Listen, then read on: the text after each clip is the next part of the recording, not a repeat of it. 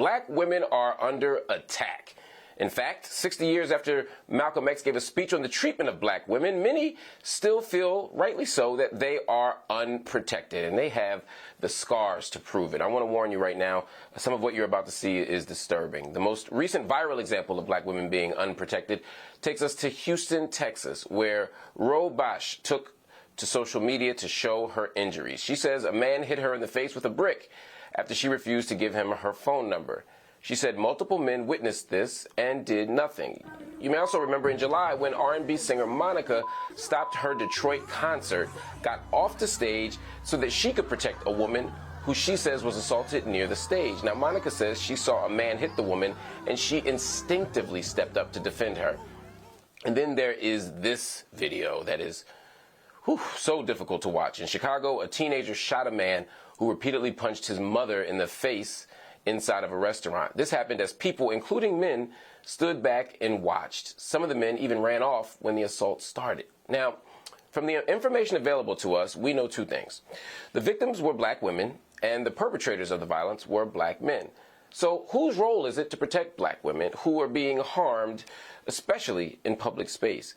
Joining me now to help unwrap the answer is relationship coach, author, minister, and TV personality, the Reverend Dr. Iyanla Vanzant. So good to see you.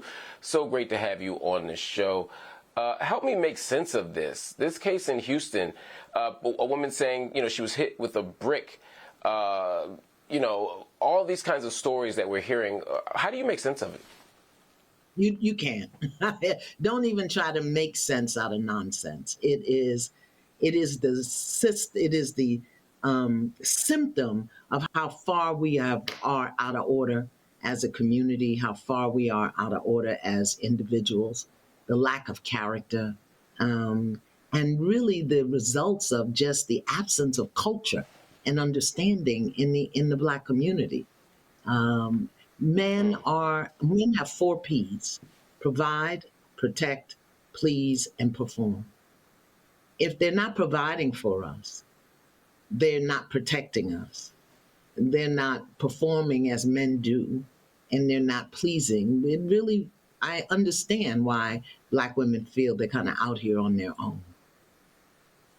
Now, some of the men in the comments online were saying, well, this is the product of sisters saying they want to be independent. They want to be able to make their own choices and determine their own lives. And y'all are so independent, these brothers are saying, that we don't feel not just the need to protect you, we don't feel like we're supposed to be protecting you anymore, that y'all don't want that anymore. What do you say to those people? Well, there's a morsel of truth in there.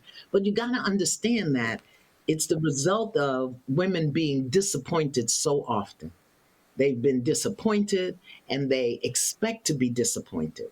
And then when they do trust, you see, if you won't protect my heart, and the way a man protects a woman's heart is to respect her feelings. But we've got new sayings, oh, you just in your feelings. And then her feelings are dismissed. And if you don't honor and respect how she feels, then what'll happen is she'll become suspicious. She'll become afraid, and what she'll do is attack. So it creates this kind of tension between us because we're both out of order. We are. And when I say out of order, not living up to our divine purpose, not living in integrity within ourselves or with each other. So I'm not pointing the finger. I don't want to blame either one. But we've got to get this together because there are standards and expectations that women have of men, and there are standards and expectations that men have of women, and none of it is being clearly articulated. So we're just kind of out here blowing in the wind right now.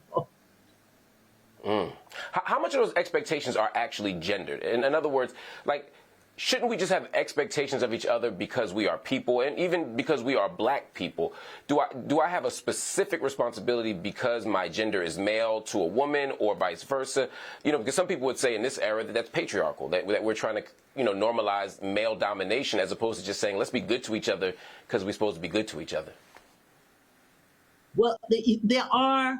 Let me not say expectations. There are standards that are based on a broader universal and divine law that's grounded in culture. So if we're not grounded in divine law, if we don't understand spiritual principles, and if we are void of culture, then what are we doing? We've picked up standards and expectations from cultures and people that don't have our best interests at heart. So we're trying to live up to them. We use them when they work. We throw them out when they don't work. Again, we are blowing in the wind. We've got to get back to what is known in the broader sense as PIP: purpose, integrity, and principles, because those are the things that build character. And when you have good character, that means you treat people with kindness, with compassion, with respect. The respect is gone, but that's because we're living in a culture that wants us to live up to standards that are antithetical to who we are as people of color. Now, one moment where I thought we were living up to some standards was this summer in Montgomery, Alabama, what some people are calling the fade in the water, when black men and women rushed to defend a brother who had been assaulted, you know. And I watched that, and I ain't gonna lie, I was proud. I had a tear in my eye. I was cheering. You know, I can't look at a folding chair the same way anymore. But I wondered, would the response have been different if a black woman had been assaulted? Would the whole community have rushed to to her defense? Because in some ways it feels like this imbalance you're talking about, the way we've pushed ourselves out of our center, it's not, for all of us, it seems like it's particularly happening toward black women. Well, I think that it happens to black men, but it's covert. The assaults that black men take from the broader community are covert, and the men don't talk about it. You don't talk. We talk. We gonna tell it. If you come for me, we're gonna talk about it. And isn't it though? And I hear you about what happened. You know, I have a folding chair. I've got two, one in my garage, one on my door. You know, that's the new self-defense mechanism, is a padded folding chair. But isn't it sad that we have to resort to violence? That grown man working his job wasn't respected simply as a grown man working his job because of the color of his skin. And if we don't start talking about that, and not just talking about it, we talked about it till our lips are numb. We got to start doing something about it, calling people on it, and not calling them at first with the folding chair, but you know, we've got to call people on it. And Mark, we've got to train people how to treat us, which means we've got to treat each other better. One last question before we run. Sometimes I worry that it's the internet too. You know, I see fights break out. I see people being harmed. And the first thing people do is break out this phone. They don't go to help. They go to record it. Instead of having an intervention, they want content. You know, has social media corrupted us? Absolutely. Absolutely. You know, the day after the young man was it Chicago, shot the man that beat his mother, after his mother told him to go get the gun, I asked the men, I go to an all male barbershop, and I asked them, I said, what would you do? You were there and you saw this man punch this woman in the face. Weren't there other men in the space? You know what they said? They said, listen, when these young people, you can't risk your life. You end up trying to help them. Reverend Dr. Iyanla Vanzant, thank you for joining me. It's always so inspirational and wonderful to see you. Everybody, right now, Sun Salutations for the Soul is available. You can support by visiting iyanlasmeditations.com. All right, family, we have reached the end of the show, but before I let you go, I want to answer the question we raised throughout the show very clearly and directly. Do black men have a responsibility to protect black women? Yes, absolutely, unequivocally, undeniably, yes.